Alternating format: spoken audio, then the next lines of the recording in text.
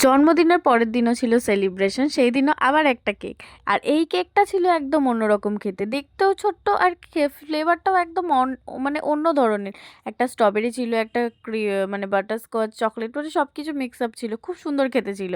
আর এই ডেকোরেশনটা না একদম আমার সামনে দাঁড়িয়ে করা হয়েছে, কিছু করার ছিল না, যার বার্থডে সেই আগে পৌঁছে গেছিল, তো সেই জন্য আমার সামনেই ডেকোরেশন করতে হয়েছিল।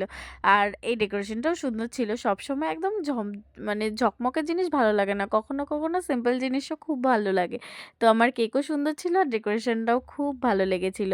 তো সেই দিনকে কেকটা কেটেছিলাম। আর মনে হচ্ছে আমি যত সম্ভব তোমাদেরকে এই ব্লগটাতে সবার মুখটা ভালো মতো দেখাতে পারবো না।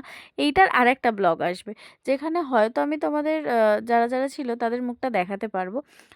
তো চলো, আপাতত আমি কেকটা কেটে নিয়েছি, এবার কেকটা খাওয়ানো স্টার্ট করবো। আর আমাকে সবাই মিলে একসাথে কেক খাওয়াতে গেছিল, সবাই একসাথে মুখের মধ্যে ঢুকিয়ে দিয়েছে।